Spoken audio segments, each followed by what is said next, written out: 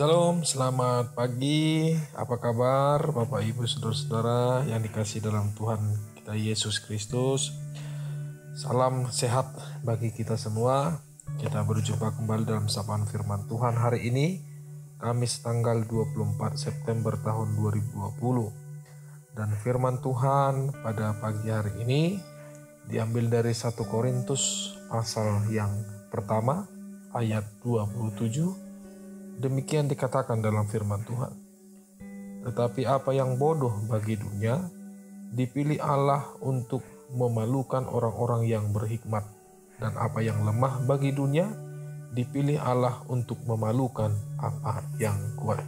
Demikian firman Tuhan. Saudara-saudara yang dikasihi dalam Tuhan Yesus Kristus, di dalam Alkitab, kita sering melihat bagaimana Tuhan memilih para pelayan dan hamba-hambanya yang berasal dari golongan orang yang biasa dengan segala kekurangan mereka.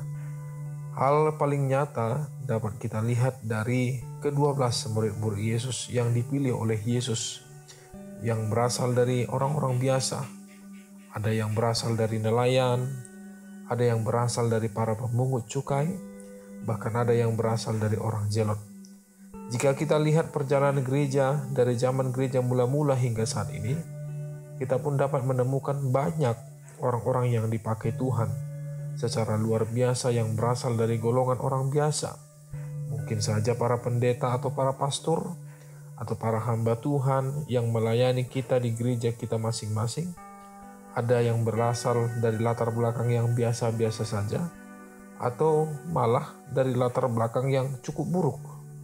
Namun kemudian Tuhan ubahkan dan justru Tuhan pakai secara luar biasa.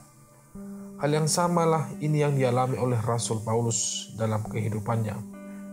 Rasul Paulus adalah seorang hamba Tuhan, menyadari dirinya bukan orang yang pandai berkata-kata dan berhikmat menurut pandangan duniawi, walaupun memang dia memiliki latar belakang bukan dari orang yang biasa. Secara fisik, Paulus menyatakan dirinya adalah seorang yang lemah, seorang yang sakit-sakitan, yang menyebutkan bahwa ia datang ke kota Korintus dengan kelemahan, kegentaran, dan ketakutan. Ia juga pernah menjadi bahan tertawaan yang disebut sebagai si peleter, yang oleh orang-orang Yahudi dan orang Yunani menyebutkan dia. Bisa kita lihat di Kisah Para Rasul pasal 17 ayat 18. Penyebabnya karena orang Yahudi selalu menuntut bukti, sedangkan orang Yunani menjunjung tinggi ilmu pengetahuan dan filsafat. Paulus dianggap tidak menguasai hal tersebut.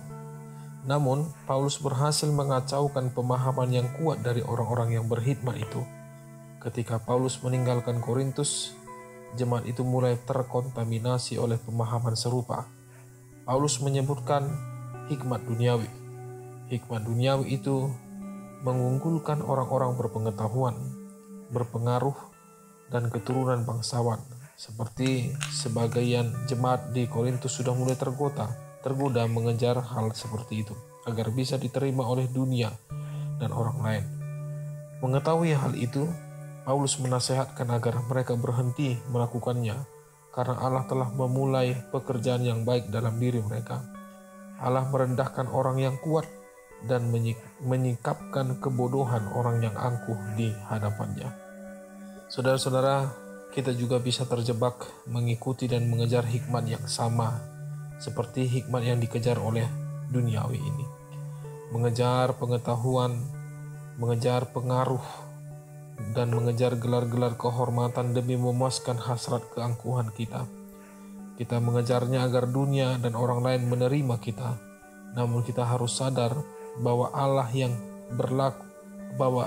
yang justru berlaku sebaliknya adalah tidak menginginkan segala hikmat yang dari dunia ini atau kepandaian yang dari dunia ini.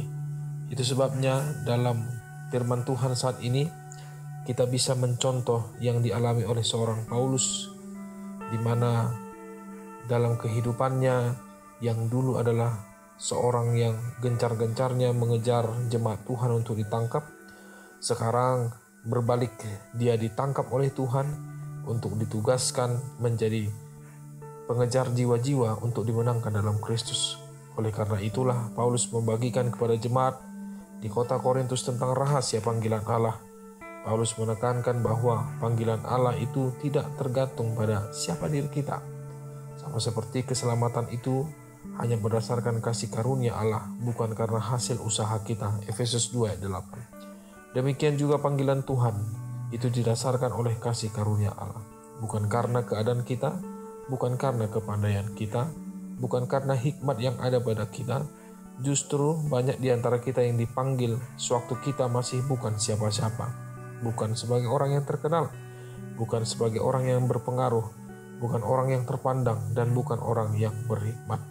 Tetapi ketika Allah memutuskan untuk memanggil kita dalam keadaan kita yang apa adanya, ada maksud dan tujuan Tuhan yang luar biasa bagi kita, yaitu untuk menunjukkan bahwa Tuhan dapat memakai kita yang biasa-biasa ini untuk menjadi luar biasa ketika kita mau menerima panggilannya. Saudara-saudaraku, jalan Tuhan itu berbeda dengan jalan atau pemikiran dunia. Tuhan bisa mengubah pencuri menjadi penginjil. Tuhan bisa mengubah pembunuh menjadi seorang hambanya. Sesuatu yang tidak masuk logika bagi orang-orang dunia ini. Dan ketika Tuhan melakukan itu, hal tersebut berarti bukan karena kecakapan atau kebaikan kita, maka Tuhan memilih kita. Tetapi kembali lagi ke prinsip sola gratia, yaitu semua karena anugerah dan kasih karunia-Nya. Sehingga ketika suatu saat Tuhan mau untuk memanggil dan memakai kita, kita tidak boleh memegahkan diri di hadapan Allah. Di ayat 29, melainkan haruslah kita bermegah di dalam Tuhan. Ayat 31. Saudara-saudara, mari kita mengalaminya. Bahwa kita katakan bahwa kita ini bukan siapa-siapa di hadapan Tuhan. Kita adalah orang yang biasa. Tetapi terpujilah Tuhan, kita dipakai Tuhan untuk menjadi orang yang luar biasa kepada orang lain. Orang yang luar biasa mampu untuk memberitakan Injil kepada orang lain melalui perbuatan kita, agar kita menjadi berkat bagi orang lain. Biarpun orang menghina kita, biarpun orang mengejek kita, biarpun orang mengucilkan kita, biarpun orang memberikan amarah atau tidak menginginkan kehadiran kita, tetapi biarlah Tuhan menguatkan kita, saudara-saudaraku. Tuhan yang selalu menyertai kita. Untuk itu jadilah lilin di antara kegelapan, jadilah garam di dalam dunia ini, dan jadilah pohon untuk memberikan keteduhan kepada orang-orang yang memerlukannya. Amin. Tuhan memberkati. Bapa dalam surga, terima kasih Tuhan atas karunia, berkat, anugerah yang Tuhan berikan di dalam kehidupan kami. Terpujilah Engkau Allah kami, Engkau Allah yang maha baik, yang melindungi kami di dalam malam kegelapan, yang melindungi kami dari segala mara bahaya, yang menjauhkan kami dari segala sakit penyakit dan kejahatan, bahkan dari segala virus yang berbahaya di tengah-tengah dunia ini. Biarlah Tuhan melalui firman-Mu hari ini, Engkau tetap pakai kami menjadi pemberita firman-Mu kepada orang lain, menjadi pembawa berkat kepada orang lain, pembawa damai, pembawa keceriaan, pembawa semangat, pembawa sukacita. Karena kami tahu hidup kami harus menjadi hidup yang berguna di hadapan Tuhan, di hadapan orang. Biarlah Tuhan aktivitas kami hari ini kami serahkan kepada Tuhan. Jauhkan kami Tuhan dari segala mara bahaya.